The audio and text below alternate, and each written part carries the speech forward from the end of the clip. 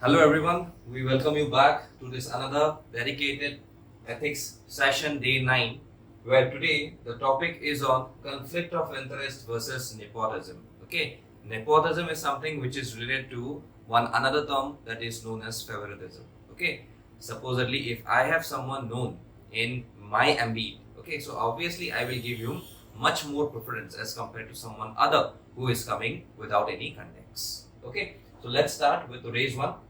So you have a situation over here which has been given to you that as a senior officer in the Ministry of Public Works Department, you have access to important policy decisions and upcoming big announcements such as road construction projects before they are notified in the public. Okay, so that is the advantage of being a senior person in a respective organization, where you will know about the decisions that needs to be implemented prior to the public release. Your son is a land dealer and realtor. That is, he is having a real estate business. The ministry is about to announce a mega road project. Once it is announced, the land price in the vicinity would see a steep hike. So obviously, kobat jodi kiba eta important construction hoy ba kobat jodi kiba eta development hoy, ami ki dekho obviously সেই জেগাখিনিৰ মাটিৰ যিটো value সেইটো obviously বাঢ়ি যায়. Supposedly এতিয়া যদি আমি জানো যে if the Ames Changsari is basically in this particular location, obviously nearby যিখিনি মাটিৰ ভ্যালু সেইখিনি obviously বাঢ়িব. Okay, so therefore the vicinity price will obviously rise. You have access to maps and know the dimensions of the land to be acquired. Your son wants to know the complete details and he is insisting you about this.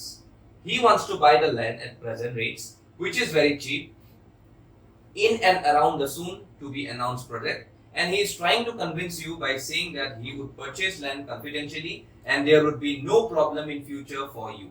Mane tekhete ki koribo bicharise, tekhetor sane obviously tekhetor pora information to loi pelai he mati tu jikhini at that point of time rate asile he rate tu kini lobo bicharise, so that he could sell it later after the notification comes into the public at a very higher price. So you are aware that the minister has already shared this information with the children who are also into the land business. In fact, the minister has asked you to do the same so that your son also makes huge profits. He has tried to convince you by saying that his and your children are buying land legally and there is no harm in it. Mane minister ru yate mili bhagat hoy ase. Okay, so minister is also going with some form of nepotism, or which we say some form of favoritism. So in this situation, what will you do? Critically examine various conflicts of interest to play in this case study and explain what are your responsibilities as a public servant. So what you will do, basically being a person or a senior officer in the respective department, where you can share the information to your son so that he can earn some of the good benefits out of this project. So let's see with the type of answer. So we have to see about the managing the conflict of interest over here. So this is a clear case of conflict of interest and nepotism. So what are the various conflict of interest that we can see? The type of conflict of interest that we can see is the personal relationship gain versus the professional behavior. One of the very important conflict of interest that you need to have in this particular case. Second, relation between minister and for professional conduct. So you have got a good relation with the minister, and also the profession of yours needs to not abide by the minister's direction. Okay, that means he is going with something which is favoritism. That means you being the civil servant, you having some of the foundational values of civil servants, you should not go with such number of ambit of things which is directly going with some form of nepotism or favoritism. Windfall monetary gains versus integrity. That means transparency, integrity is some of the key parts of having a successful career in civil services. So obviously, if you are having some of the monetary gains, you are encouraging some form of corruptions. Okay, so that is the type of conflict of interest that you should have. So what you need to do? So a professional senior public servant can never use his position to make windfall gains for his relatives. So head position thakibla tumi hebla bostu ketio koribo nwara. It's impossible for you. A public office is a trusteeship to the public property and it can't be utilized to personal gains. Public office or public property you cannot use it for your personal gains. So that is directly within, not within the ambit of integrity that you should have while rendering public service.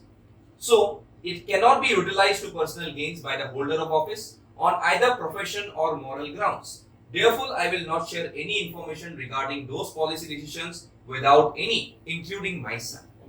So my duty today, if I am directly sitting at the post of being a public servant, so obviously I will not share any form of information to my son on the basis that he should not get any form of information which is basically for the public, rather than he should get some of the personal gains just because I am sitting on this basic position, and he should take the advantage of this public post. Being his father, I should not deliver any form of information to his. So therefore, I will not share any information regarding those policy decisions with anyone, even including my son. So moreover, the minister being corrupt, persuading the officer to adopt a moral low ground, so that minister believes in future when there is an inquiry, the officer may support and safeguard him. This seems to be his prime motive, and that's why he wants to rope in that senior officer into this malpractices, and I never get into such lures and will testify objective facts when it is. So obviously, because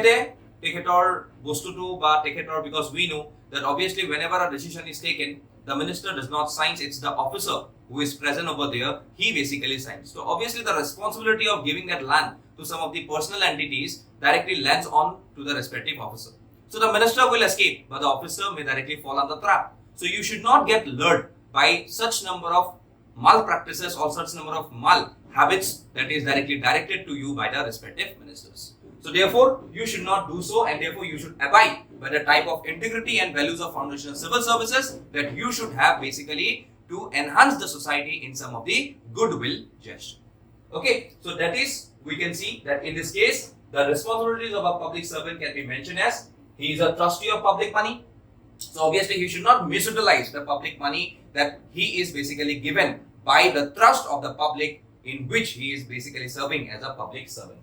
Never indulge in corrupt practices. You being a public servant, you can never indulge in public servant. That is one of the things. Corrupt practices. Being professional means transparent and accountable in conduct and keeping organizational secrets. So being professional, you could not share information, and therefore we have something which is known as OSA, Official Secrets Act. So through the Official Secrets Act, you are abided that you will not disclose any of the official information to even your family for some of the personal gains out. So therefore you are abided by the OSA, and if you are sharing information, that means you are not abiding by the OSA, that is the Official Secret Act. He should always choose a moral high ground and set an example of conduct. Integrity matters. So obviously a person should have what? A person who is basically a civil servant, he should have the highest virtue. Virtue means ki, the ability of having the highest moral standards. Okay, so he should have a proper virtue so that he is not sharing any information, and therefore this needs to be with proper integrity. So that is the need of the hour with respect to this civil servant. Okay, so that was all with this case study that we have seen today. We'll meet up with some of the another case study soon. Okay, please stay tuned with us, and also please support us in making all such number of videos again. Thank you all.